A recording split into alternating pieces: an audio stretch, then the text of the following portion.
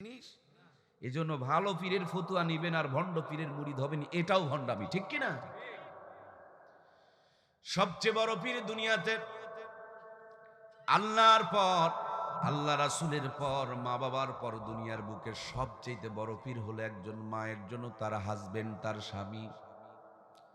যদিও লোকটা মূর্খ হবে, নবী আমার বলেছেন, যদি দুনিয়াতে কাউকে সেজদা করার অনুমোদন থাকতো, আমি দুনিয়ার মাগুলোকে বলতাম, মেয়েগুলোকে বলতাম, তারা যেন তাদের স্বামীদেরকে সেজদা করেন। কি মর্যাদা আল্লাহ দিয়েছেন!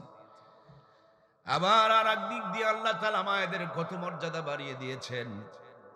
নবীজির কাছে এক সাহাবী গিয়ে বলছেন, নবীজি খেদমত করব কার? নবী আমার তিনবার বলেছেন তোমার মা, আর চতুর্থবারে গিয়ে বলেছেন তোমার বাবার। আমরা পুরুষ জাতি, আমাদের পায়ের নিচে জুতা, স্যান্ডেল আর মাটি, আর আমার মায়েরা আল্লাহর কাছে কত খাঁটি। মায়ের পায়ের নিচে সন্তানের জন্য বেহেশত বানিয়ে রেখেছেন কে? কোন পা? যে পা ডিভাইডেড পায়জামা পরে।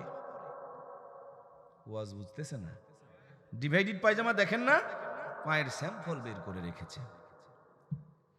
স্বামীর সামনে সুন্দর সাজতে পারে না, কিন্তু মার্কেট করতে যাবে তখন নুপুর পরে কি পায়ের মধ্যেও মালিশ করে, কি কি যেন বের হইছে।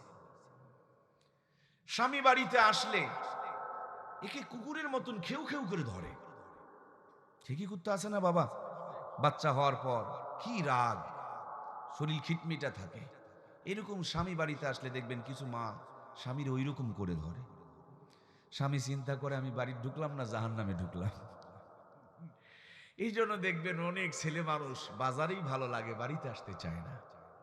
আবার মায়েরা আমাদের কাছে তাবিজ চায়, হুজুর আপনার ভাই আমারে ভালোবাসে না, দেখতে পারে না, বাড়িতে আসে না, তো একটু তাবিজ দেন তো, কি করে তাকে বাড়ি ধরানো যায়? তাকে বাড়ি ধরানোর সহজ উপায় হলো ভালো ব্যবহার করুন, তিনি বাড়ির থেকে যাবে না।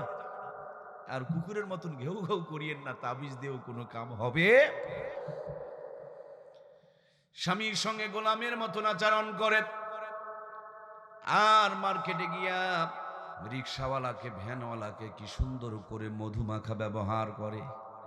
ভাইয়া নিউ মার্কেটে যাবেন, রিক্সাওয়ালার বউ এত সুন্দর করে কথা কয় না। 150 টাকার ভাড়া, রিক্সাওয়ালা 50 টাকা চায়। আবার এগুলো যদি রিক্সায় চলে তখন রিক্সার পাওয়ার বেড়ে যায়, এত জোরে চলায় মনে হয় হেলিকপ্টারের পাইলট। নতুন রিক্সা বের হইছে না, খালি টানলেই চলে, এরা অ্যাক্সিডেন্ট বাড়ায় দিচ্ছে যেখানে সেখানে। সম্মানিত প্রিয় ভাইয়ারা আমার, নবীজি বলেছেন মায়েদের গলার আওয়াজটাও পর্দা। আল্লাহর হাবিব বলেছেন পরপুরুষের সাথে যদি কথা বলতে হয় সংক্ষিপ্ত করে বলো, অপ্রয়োজনীয় কথা বলিও না। 10 মিনিটের কথাকে 2 মিনিটের মধ্যে সেরে নাও। এত কর্কশ আওয়াজ ব্যবহার করো যাতে করে তোমার প্রতি তার ভালোবাসার ফিলিংস না জাগে। নরম আর কোমল আওয়াজ ব্যবহার করিও না যার প্রতি তার তোমার দুর্বলতা জাগে। তোমার আওয়াজ শুনে তোমার প্রতি যদি ভালোবাসা জাগে, তাহলে তুমি দায়ুসের খাতায় তোমার নামটা চলে যাবে। আর আল্লাহর হাবিব বলেছেন আদ-দায়ুসু লা ইয়াদখুলুল জান্নাহ, দায়ুস কখনো আল্লাহর জান্নাতে যাবে না।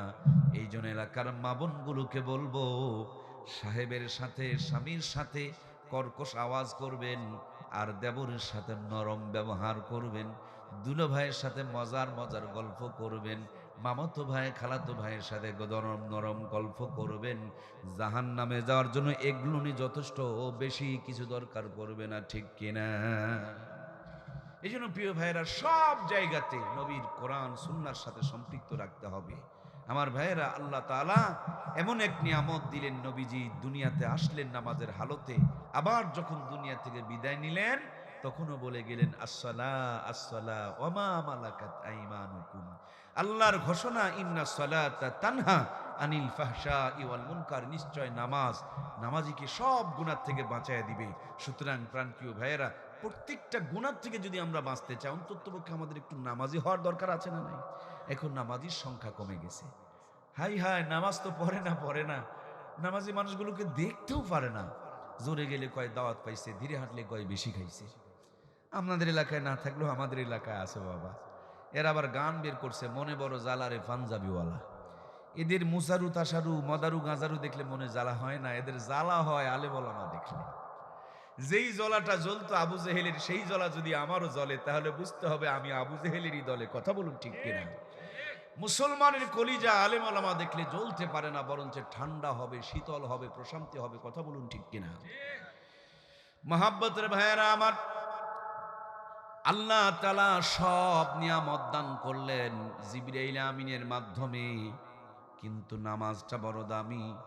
সেজন্য কোনো মাধ্যম নয়, তার বন্ধুকে নিয়ে আরশে আজিমের সব কিছু দেখায়া বিদায় লগ্নে 50 ওয়াক্ত নামাজ দিলেন। উম্মতের পড়তে বড় কষ্ট হবে, আল্লাহ সিস্টেম করে 45কে কমায় নেয়া মাত্র 5 ওয়াক্ত রেখে দিলেন। জানিয়ে দিলেন, বন্ধু তোমার উম্মতকে বলে দিও ওরা নামাজ আদায় করবে 5, প্রত্যেক দিন সওয়াব আমল নামায় যোগ হয়ে যাবে 50। সম্মানিত প্রিয় ভাইয়েরা আমার, নবীজির মেরাজ হয়েছে একদিন, আর আল্লাহর নবী আমাদের জন্য মেরাজের বন্দোবস্ত করে নিয়ে এসেছেন প্রত্যেক দিনে 5 বার। আসসালাতু মেরাজুল মুমিনিন, নামাজ হলো মুমিনের জন্য মেরাজ। একজন নামাজি মানুষের কলিজা, একজন নামাজি মানুষের দিল, একজন নামাজি মানুষের রক্ত, একজন নামাজি মানুষের মন, একজন নামাজি মানুষের শরীর সব সময় ঠান্ডা থাকে, শান্ত থাকে। কারণ নামাজি যখন নামাজে গিয়া তার কপালটা আল্লাহর কুদরতি কদমের উপরে লাগায়া দেয়, তার ভিতরে যত দুঃখ কষ্ট সবগুলো সেজদায় মাথা লাগানোর সাথে সাথে আল্লাহ তাআলা হালকা করে দেয়। এই জন্য ডাক্তারেরা গবেষণা করে পেয়েছে নামাজিদের প্রেশার মোটামুটি মেজারমেন্টে থাকে, নামাজিদের হার্ট মোটামুটি ভালো থাকে, নামাজের শরীর অনেক ভালো থাকে। নামাজিদের আল্লাহ তাআলা ডায়াবেটিস থেকে অনেক তাদেরকে ভালো রাখে, ডায়াবেটিস প্রতিরোধ ক্ষমতা আল্লাহ বাড়ায় দেয়। নামাজ শুধু ইবাদত নয়, লেফট লাইট করলে নামাজের মধ্যে ব্যায়ামও হয়। সুবহানাল্লাহ বলেন। প্রিয় ভাইয়েরা আমার, নবীজির মেরাজ হয়েছে এক রাত, কিন্তু মেরাজের সময়টা ছিল 27 বছর। সুবহানাল্লাহ বলবেন না? রাত একটা, সময় 27 বছর। রাত মাত্র একটা, সময় হলো 27 বছর। সহজ করে বুঝতে পারবেন আপনারা, আমি একটু বুঝিয়ে দিলেই। আপনাদের এই পথ দিয়া সামনে কোন বড় বাজার কি আছে? খুকনি বাজার অথবা আরো কোনো বড় বাজারে যাচ্ছেন। বাংলাদেশের বর্তমানে যিনি প্রধান উপদেষ্টা ডক্টর ইউনূস, যখন এই রাস্তা পার হয়ে যাবে তখন দেখবেন সাধারণ লোকগুলোকে রাস্তা থেকে নামায় দেওয়া হবে। সামনে গাড়ি থাকবে, পিছনে গাড়ি থাকবে, রিক্সা ভ্যানগুলোকে বন্ধ করে দেওয়া হবে। যতক্ষণ পর্যন্ত প্রধান উপদেষ্টা পার না হয়েছে ততক্ষণ পর্যন্ত কাউকে রাস্তায় চড়তে দেওয়া হবে না, রিক্সা ভ্যান চলতে দেওয়া হবে না। বাংলাদেশের প্রধান উপদেষ্টার জন্য আপনার আমার চলাফেরা যদি বন্ধ হয়ে যায়, আল্লাহর পরে যেই নবীর শান মান আর মর্যাদা, ওই নবী যখন মিরাজে রওনা করেছেন সাথে সাথে আল্লাহ গোটা দুনিয়ার সব কিছু বন্ধ করে রেখে দিয়েছেন। সব অফ, কিচ্ছু চালু নাই। নিঃশ্বাস নিয়েছে অফ, নিঃশ্বাস ছাড়ছে অফ, যেখানে যা আছে সব আল্লাহ অফ করে দিয়েছে। শুধু আল্লাহ আর মুহাম্মদুর রাসূলুল্লাহ 27 বছর আল্লাহ সব ঘুরায় ঘুরায় তার বন্ধুকে দেখাইছে। সুবহানাল্লাহ। নবীজি সব দেখছেন, আর ভিতরে একটা কষ্ট, আল্লাহ তুমি আমার উম্মতকে অনেক ভালোবাসো, কিন্তু আমার উম্মতদের যে সময় কম, টাইম কম, হায়াত কম, এই অল্প টাইমে কেমনে বেশি নাকি কামাই করবে, এটা আমার বুঝে আসে না। যেই চিন্তাটা আমাদের মাথা তো মাঝে মাঝে বিরাজ করে। কিন্তু আমার ভাইয়েরা, একটা পরিচয় আমাদের বড় পরিচয়, যেই পরিচয়ের কারণে আমরা দুনিয়াতে এসেছি সবার পরে, জান্নাতে যাব সবার। আমাদের সোয়াব সবচেয়ে অল্প টাইম বেশি সোয়াব। নবীজির এই চিন্তা মাথায়, আমার উম্মত অল্প টাইমে কেমনে বেশি নেকি কামাই করবে। আমার ভাইয়েরা, এই এলাকা আপনাদের কামালপুর না? সকলে মিলে 10 লাখ টাকা কামাই করছেন, আর একটা মানুষ সচিব অথবা রাষ্ট্রপতি, এই গ্রামেরই একটা সন্তান, ও একটা সিগনেচার মেরে দিয়েছে 10 কোটি। সবাই কামাই করছেন 10 লাখ, ওর এক সিগনেচারে 10 কোটি। মানুষ যখন দামি হয়ে যায় তো মানুষের সময়ের দাম, একটা সিগনেচারের দামও তখন বেড়ে যায়, ঠিক কিনা? আমরা দামি নয়, কিন্তু দামি একজন নবীর উম্মত হওয়ার কারণে দুনিয়াতে সবচাইতে কম বাঁচবো, কিন্তু দুনিয়ার সবচাইতে বেশি নেকি কামাই করব। দুনিয়াতে সবার পরে আসব, কিন্তু জান্নাতে সবার আগে যাব। আর এই জন্যই আল্লাহ তার বন্ধুকে মেরাজ করিয়েছেন, 50 ওয়াক্ত নামাজ দিয়েছেন। পড়তে বড় কষ্ট হবে, 45কে মাইনাস করে মাত্র 5 ওয়াক্ত রেখে দিয়ে শূন্য যোগ করে প্রতিদিনই 50 দিচ্ছেন। যেই 5 ওয়াক্ত নামাজ দিচ্ছেন, তার মধ্যে আবার বিশাল হেকমতকে আমার আল্লাহ তাআলা ঢুকিয়ে রেখে দিয়েছেন। আমার ভাইয়েরা, আল্লাহ যে 5 ওয়াক্ত নামাজ দিলেন, তার ফজরের ফরজ নামাজ হলো 2 রাকাত, জোহরের ফরজ নামাজ কয় রাকাত? 4 রাকাত, আসরের ফরজ নামাজ 4 রাকাত, মাগরিবের ফরজ নামাজ 3 রাকাত, এশার ফরজ নামাজ হলো 4 রাকাত। 2 ডবল 4 3 4, এটা হলো আমার আল্লাহ তাআলার স্পেশাল নাম্বার। 2 মানে ফজর, ডবল 4 জোহর আর আসর, 3 মানে মাগরিব, 4 মানে এশা। আল্লাহর কোন বান্দা কোন বান্দি যদি এই 5 ওয়াক্ত নামাজ সুন্দর করে আদায় করতে পারে, ওই বান্দার সাথে আল্লাহ আর সরাসরি একটা স্পেশাল যোগাযোগ হয়ে যায়। কোন মাধ্যম মিডিয়া মারফত লাগে না, ডাইরেক্ট কানেকশন হয়ে যায়।